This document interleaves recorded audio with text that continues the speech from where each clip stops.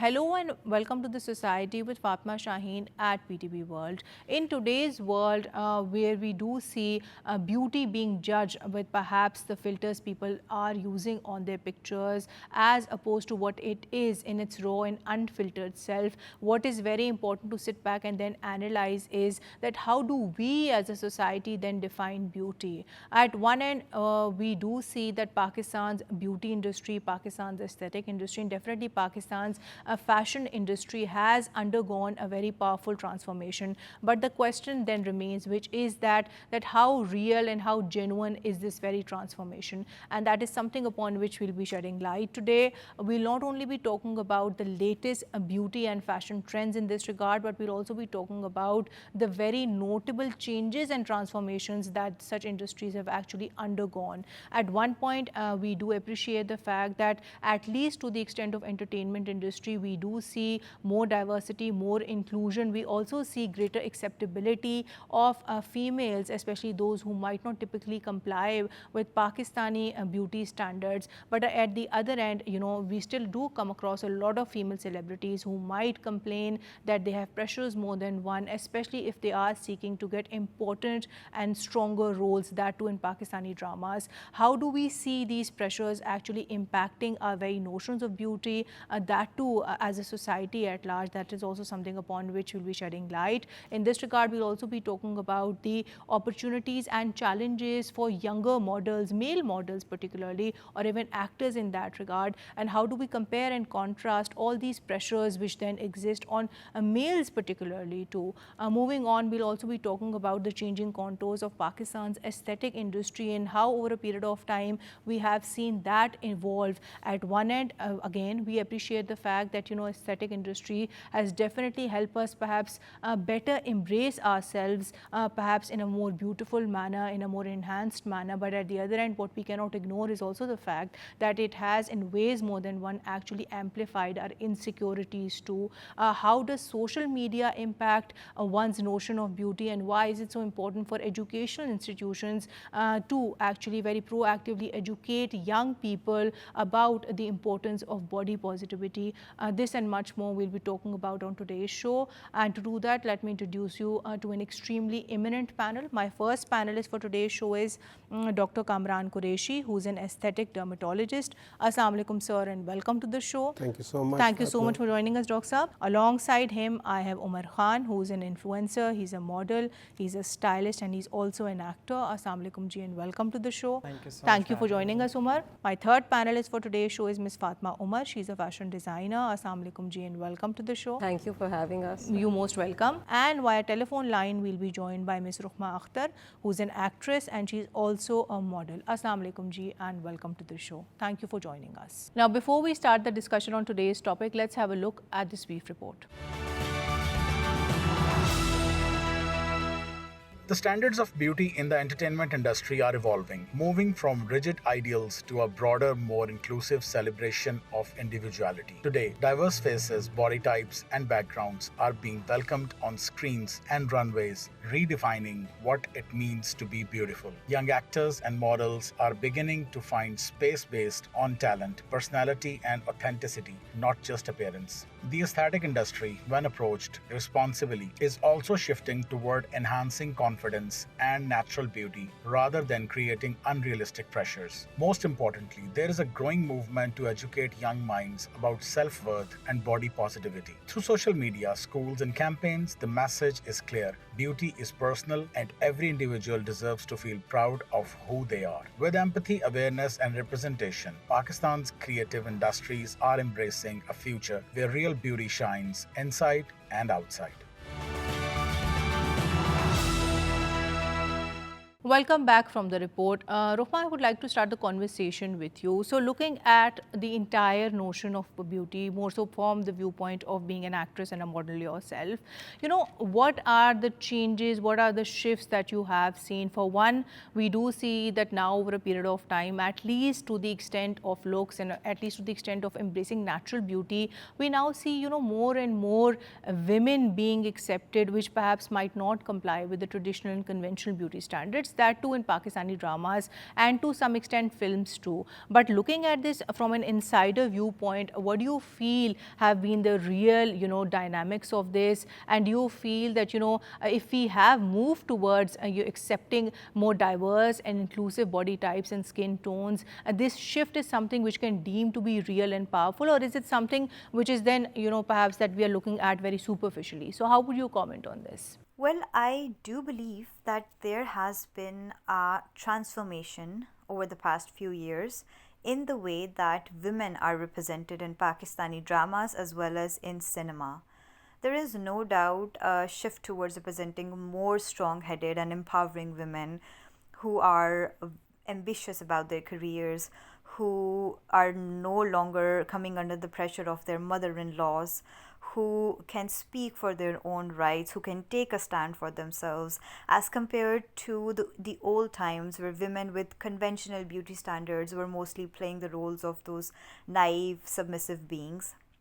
And in addition to the kind of roles, I believe that when it comes to the beauty, women are represented more as their natural selves in today's era, with way less makeup and that casual, messy hairdo, especially when you see a scene of a drama where they're sitting in the comfort of their homes.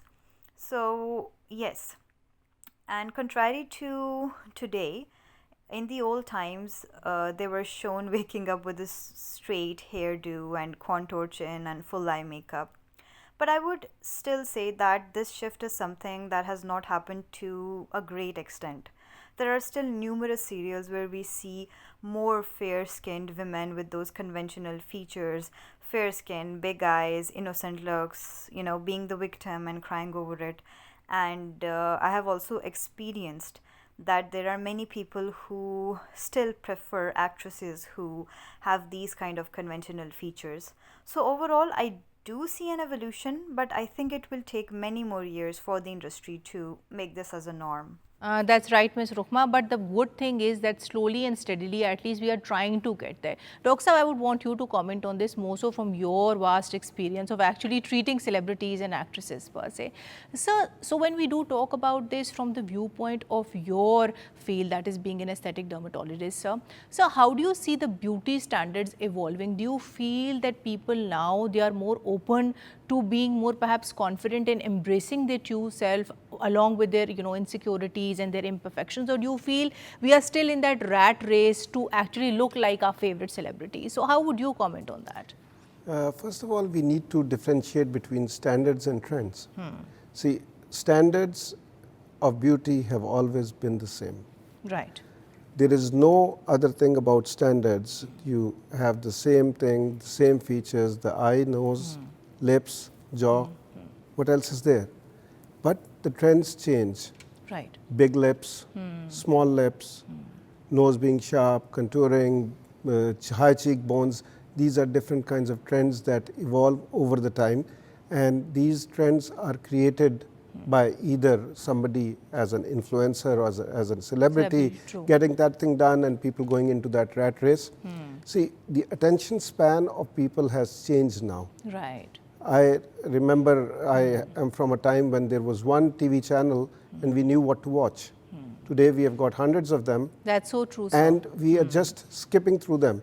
And same is for the social media. When you are going through those reels, you don't stop. So, but doesn't that put a lot of pressure on doctors like you, who always have to be very, competent and perhaps on top of everything so as to actually satisfy your patients? Because social media has really empowered people in ways more than one. It does put a pressure because, see, there's not, all the things are not positive in the social media. That's so true. There are negative and positive things.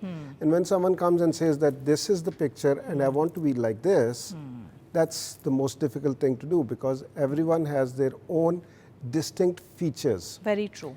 And as you were talking about the color and you were talking about that living within your skin and be happy and content with that, this is something which we have to inculcate.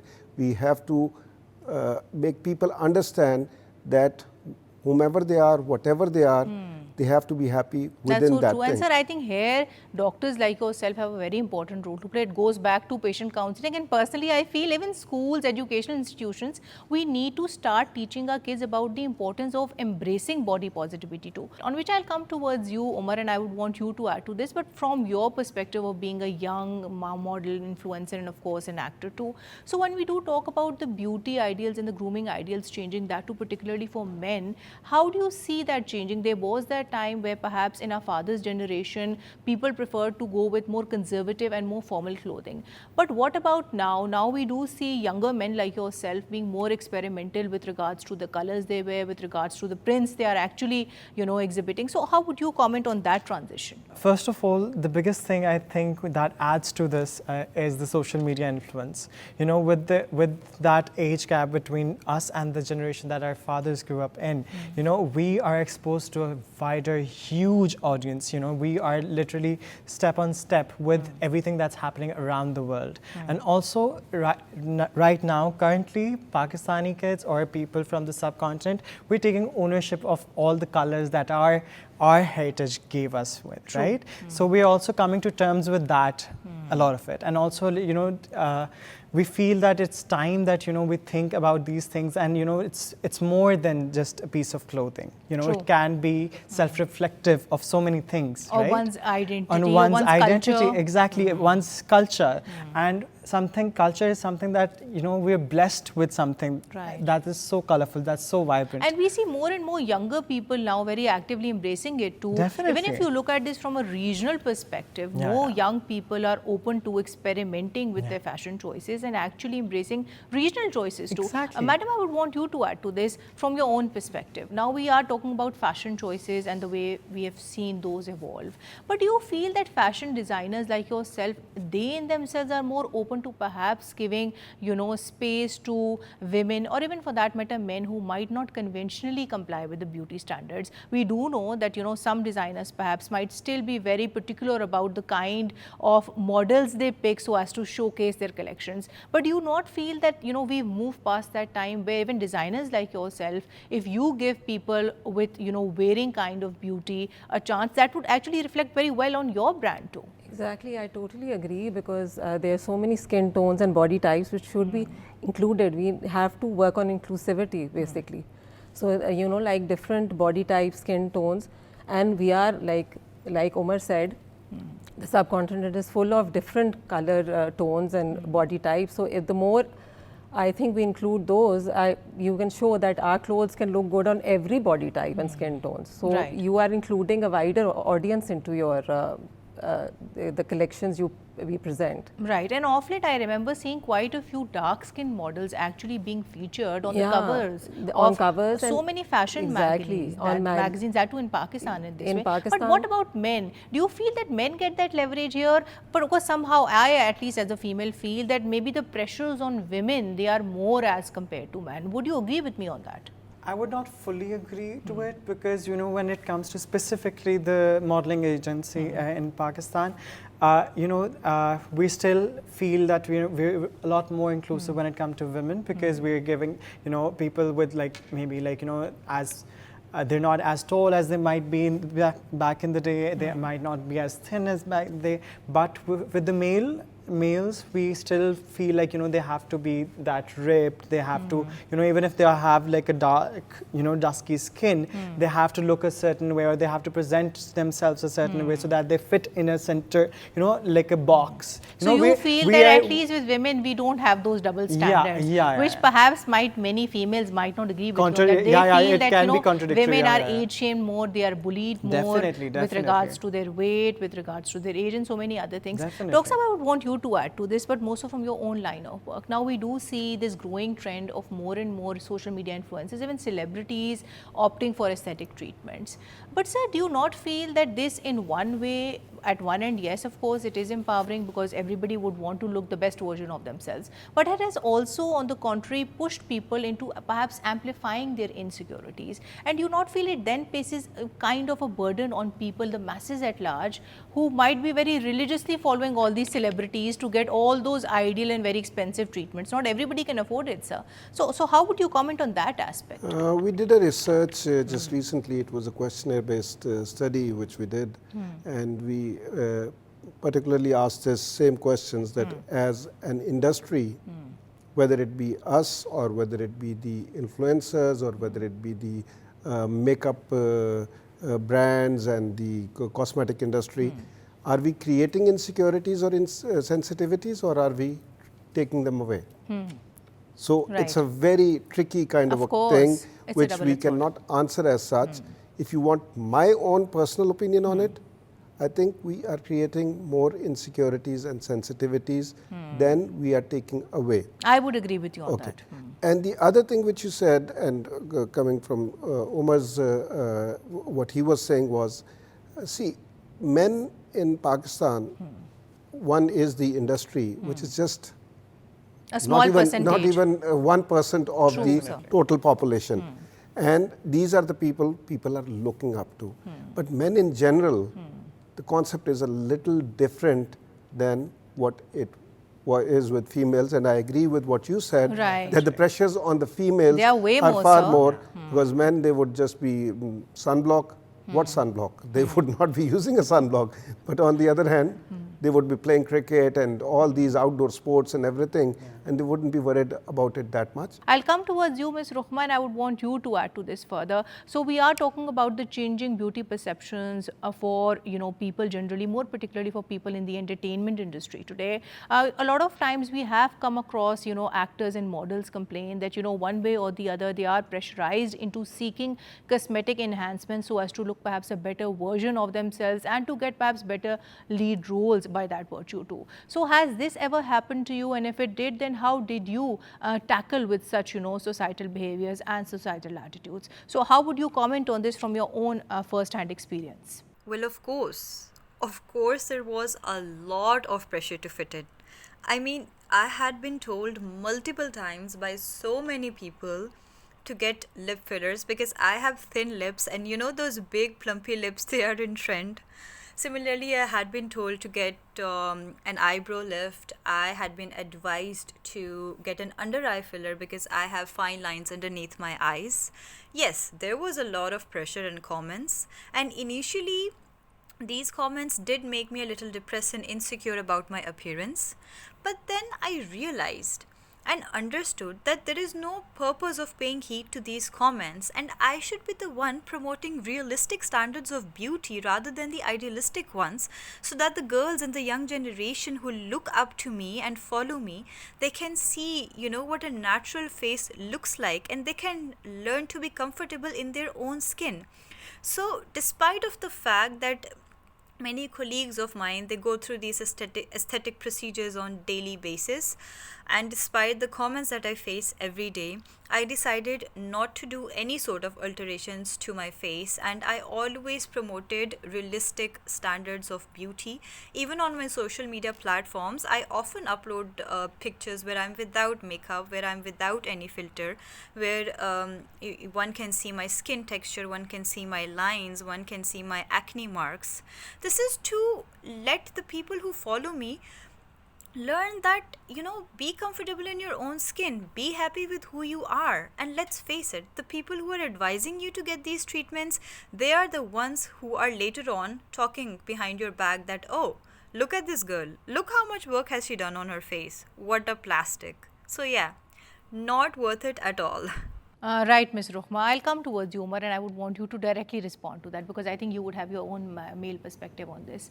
So when we do talk about this from the viewpoint of male models, I do know that they've also been put into pressure. I've interviewed male models before as well who've been told to drastically lose weight to get campaigns. So are the pressures you feel equal, or do you still feel that it is women who might be pressurized more when it comes to complying with all these traditional beauty standards? Well, traditional beauty standards are basically set within time, right? So basically they've been set over time, and then they've been told to us over and over and over again, be it a man or a woman, right?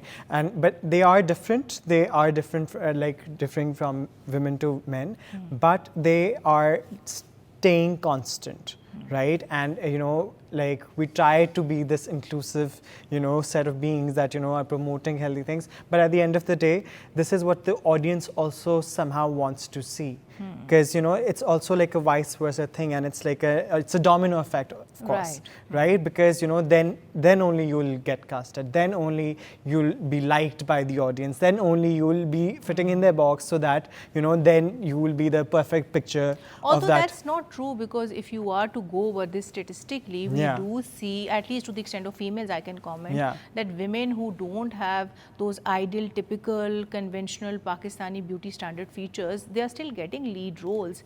And even men with not having the ideal physiques in that way too. Madam, I would want you to add to this, but from your own line of being a fashion designer. I think here what's very important to talk about is that, when we talk about the evolvement of fashion, what is very important to understand is that now, at least in my opinion, we see that fashion has evolved to be perhaps less elitist. We do see bigger designers collaborating with perhaps the more high street end ones, with brands who might be selling casual and streetwear.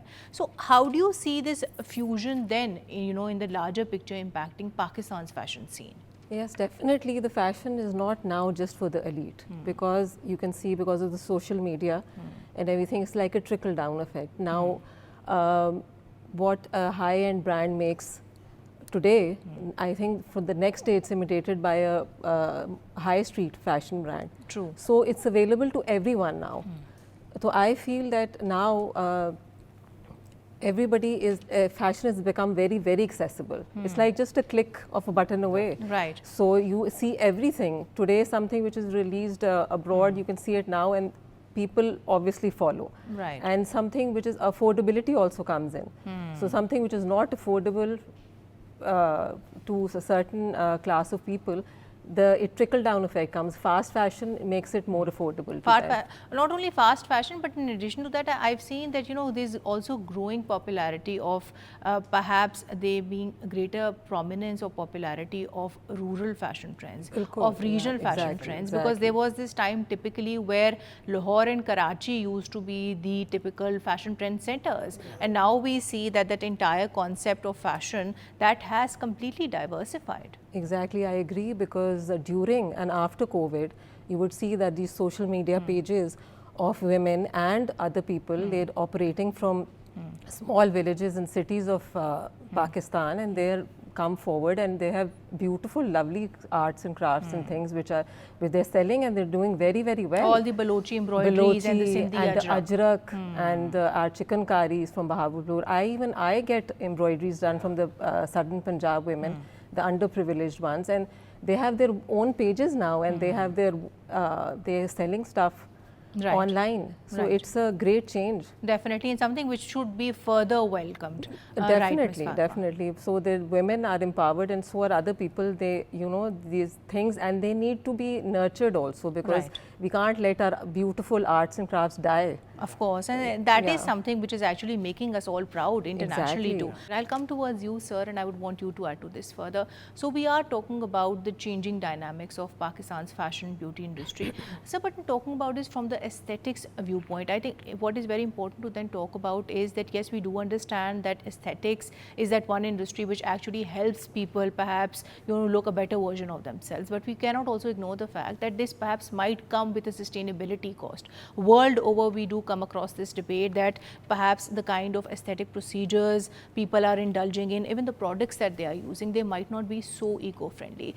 So how do you as an aesthetician then propose, can we have that ideal balance of course, taking the beauty and aesthetic industry along with ensuring that it does not have a negative impact on the environment at large? Fatima, the thing is that what we need to understand is that some things are overblown right now. Whatever we are thinking about the aesthetic industry, that doesn't hold true. Right. I see around 60 clients daily, and honestly, none of them have demands which are unrealistic or anything. Most of them are people who are looking at anti-aging. Most of the people are those who are looking at aging gracefully.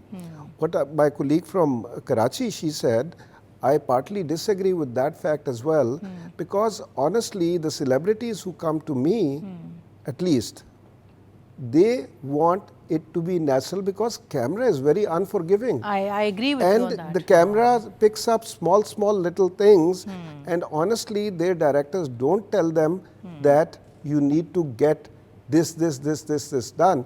This is for all the junior artists who are trying to struggle and come into the industry, and those are the people. And as you rightly pointed out, that most of the actors who've had big names, they didn't have their big names because of their looks. Right. It was And basically... some have been very vocal without taking even names, sir, that they've said that they've even been advised have to have nose jobs. And they said, no, we wouldn't do it. If people are going to like us, then they have to like us for what we are. Yes. With our imperfections. And this is a personal preference. See? Right. If somebody wants to get a nose job done, is it under pressure, or is it that that nose is disturbing?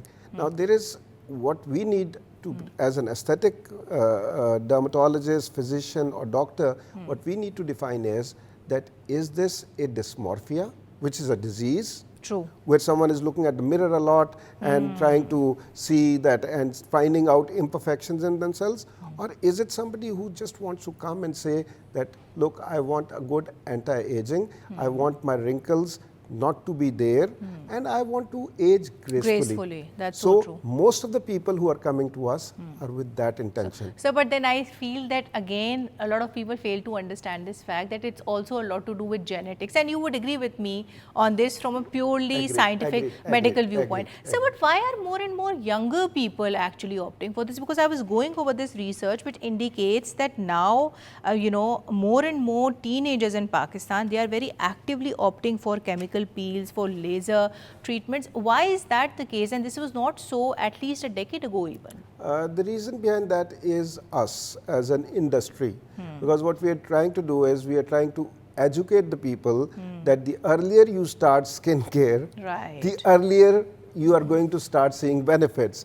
And when we say skincare, we talk about all these other kind of things like the cosmetics, the serums that you're putting, and then chemical peels and other things as well. Right. So, I think then again, this also goes back to the basics, that when we are trying to look the best version of ourselves, it has to be a complete lifestyle change, sir. Agreed. You have to embrace holistic wellness, so to speak. I'll come towards you, Rukhma, and I would want you to add to this further. So, we are talking about, you know, different facets of beauty, the pros and cons of seeking aesthetic treatments. But moving past that, when we do talk about, you know, changing conceptions and definitions of beauty, we have come across people more so from the entertainment industry who've also said that, you know, at times they might be pretty shamed as well. They might just be judged by the way that they actually look, rather than being actually valued for the abilities, for the talent that they might have. So how real is this conception then, and have you at any point in your career come across such attitudes? How do you propose can actors or models, more particularly younger ones, do away with such discriminatory attitudes? Well, I think that this perception was quite common a few years ago, where people actually thought that actresses and models, they're just mere mannequins or pretty faces who have absolutely no education, no knowledge, no brains, and that they're just there to look cute and pose in front of the camera. I started off quite young, like about 5-6 years ago.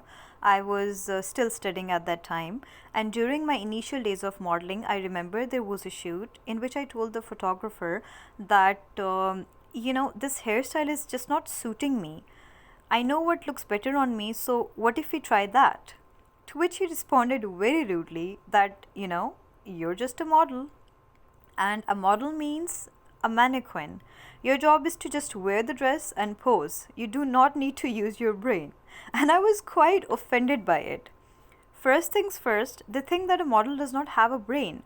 And second of all, if a model has a brain and she tries to use it, it sounds very unpleasant to them. But now I think that talking about today, I believe that times have changed. I have seen that now more educated and well-spoken girls are entering into the modeling and acting industry. Like, they know how to voice their opinions, and they have proven that they are much more than just a pretty face. And honestly, I feel like that people's opinions and perceptions have also changed about models and actresses. Like, I see many pages promoting interviews of our fellow actresses, captioning, beauty with brains and appreciating them. So, yes, there are still people out there who hold this perception that a model is equal to a mannequin, an actress is equal to just a pretty face. But a lot of people have changed their perception in this advanced era, and they do listen to an actress and a model. Right, Ms. Rukhma, your point is noted. On which I'll come towards you, sir, and moving towards the end of the show. So my last question to you would be that to wrap up today's conversation, something that we must draw attention to is the fact that we have seen concerns being raised when it comes to actually imposing stricter regulations, that too on the notion of aesthetic practice and aesthetic medicine in Pakistan. We do see that, this concern has been raised that only people with a degree or diploma in aesthetic medicine, they should be allowed to actually practice and perform aesthetic procedures. So how do you as an aesthetic dermatologist view this, and do you feel that if we do end up having such changes, will that not be better overall for Pakistan's aesthetic industry, because in ways more than one it would also improve the quality of cosmetic enhancements that people are then seeking. So how would you comment on this? Now, the regulation is important because we are playing with the skin or the body of the person, so it is a health hazard. And as of right now, the Pakistan Medical and Dental Council has clearly defined that only doctors are supposed to practice aesthetic medicine, and when it comes to aesthetic medicine means injectables and a lot of other things. True. So all those quacks who are there, because physiotherapists are running clinics, there is a line to be drawn. Dentist would also be qualified as a doctor. But all the others who are there, who are quacks, they should be stopped. Now, out of the doctors, then the definition is the scope of work, that who's allowed to do what.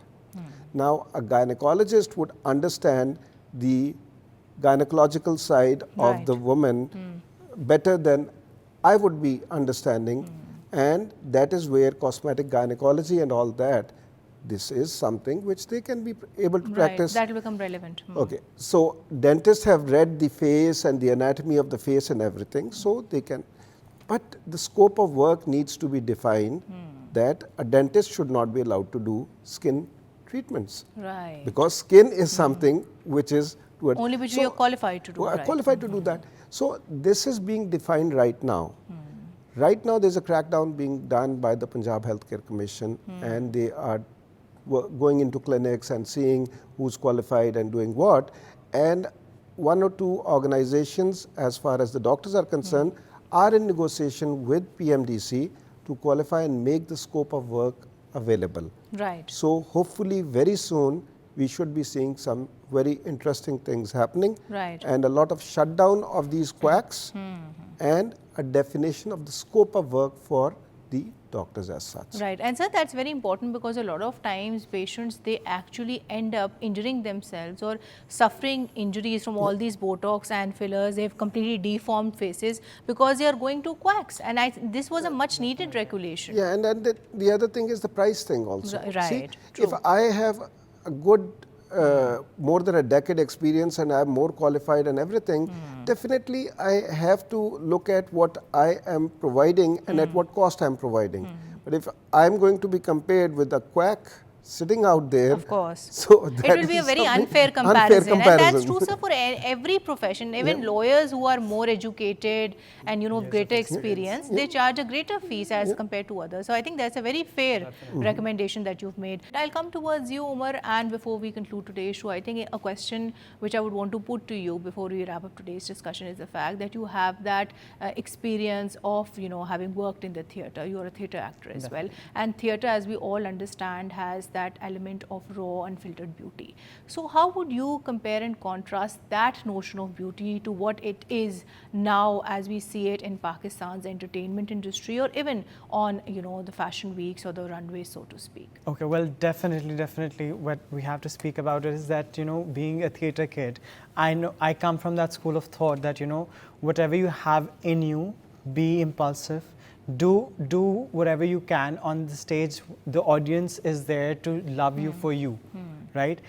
It is coming slowly towards the masses as well, and towards the television and ramp as well. I would say not as much on the television as much as on the fashion week, because fashion still is more accepting, because it is still catering to a little fraction of an audience. Right. But you know, when it comes to television, it's catering to like the large audiences and masses. Right. So I really hope that, you know, that shift comes from, you know, fashion and theatre, It must. and it makes the move towards the television as well. Right. Definitely. But do you not feel, when we do talk about beauty itself, I think there are so many aspects of then exploring this entire discussion. We do know that beauty in ways more than one has Exactly. been used to actually voice dissent, and then it has also been used as a force for convergence too, historically, if you look at Definitely. it. But do you not feel it can be also that one tool to push for social transformation? It definitely can.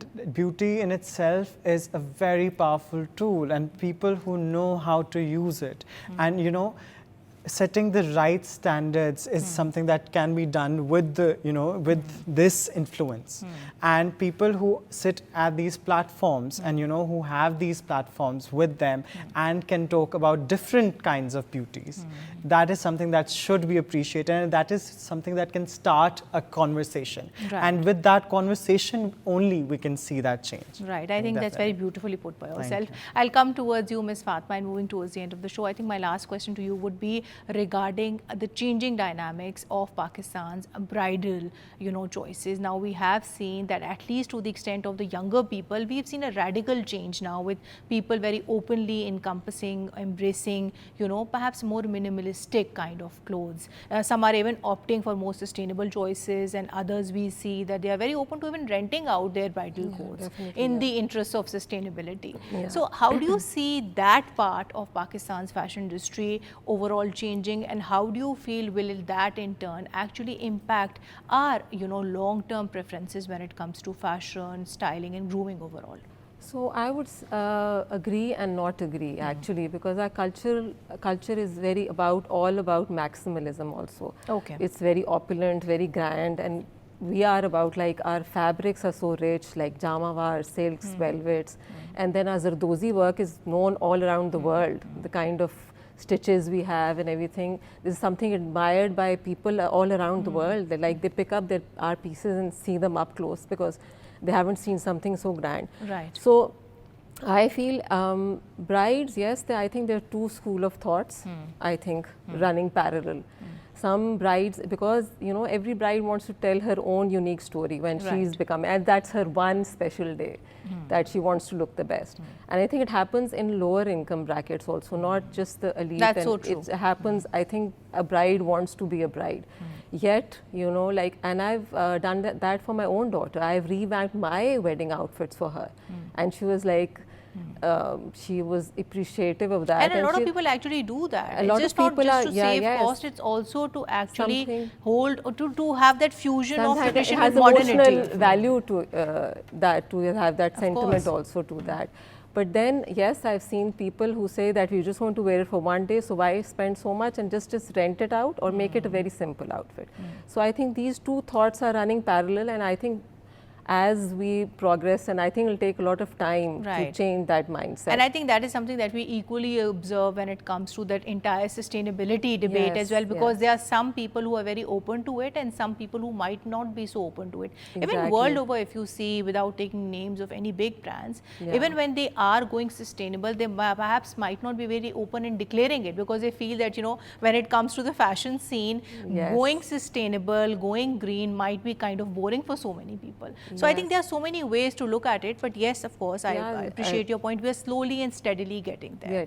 Right, Ms. Fatima. I'll come towards you, and moving towards the end of the show, my last question to you would be that, you know, to wrap up today's conversation, we have spoken at length about the changing contours of Pakistan's fashion, beauty and aesthetic industries. But to conclude today's show, overall, if you were to make some changes, how do you feel can we better strive to make overall our definitions of beauty more diverse, more inclusive and definitely more, embracing towards body positivity and generally one's self-care. Do you not feel that here perhaps the community at large needs to be involved? We need to educate our young children about the importance of embracing their imperfections, about then focusing on body positivity, and at some level perhaps there needs to be greater regulation of not using harmful beauty products too. So how would you look at this from a societal viewpoint? When you talk about modeling, I most definitely have seen a lot of inclusivity and diversity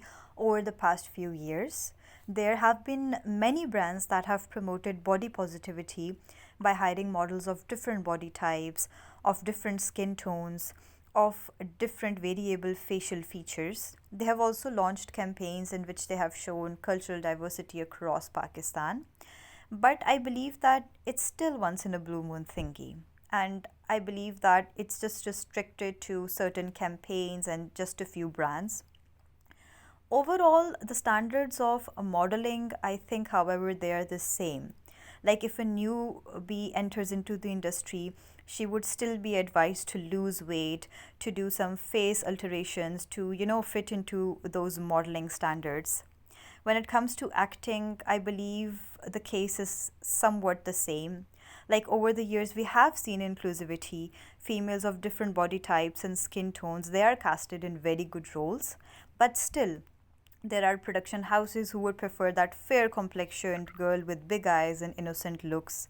So overall, I would say that this shift has happened, but we have a long way to go before making it a norm of hiring, models and actresses with diverse features and body types. Right, Ms. Rukhma, your point is noted. On which note I would like to conclude today's show. Thank you so much, Dr. Kamran. Thank you so much, Omer. Thank you so much, Ms. Fatima. Thank you for having and thank us. you so much, Ms. Rukhma, for your time today. Well, to conclude today's show, we generally spoke about the changing definitions of beauty, of fashion, and definitely of Pakistan's aesthetic industry. In this regard, what is very important to note is the fact that whereas at one point we are slowly and gradually moving towards, actually redefining our notions of beauty so as to make them more diverse, so as to make them more inclusive. In this regard, what is very important for us to actually understand as a society, that we as a society need to have that fundamental mindset change where we do accept beauty for what it is. We do accept more raw, more unfiltered notions of beauty, where we actually do not equate beauty with, particularly the way anybody then looks. We need to construe this in a larger picture where one's confidence can also perhaps construe to be a form of their beauty too. What we do need to understand as a society is a very simple fact, which is that beauty is just not about actually always fitting in. It is, on the contrary, also about actually standing out. That's it for tonight. Thank you for watching The Society. Until next time, take care and Allah Hafiz.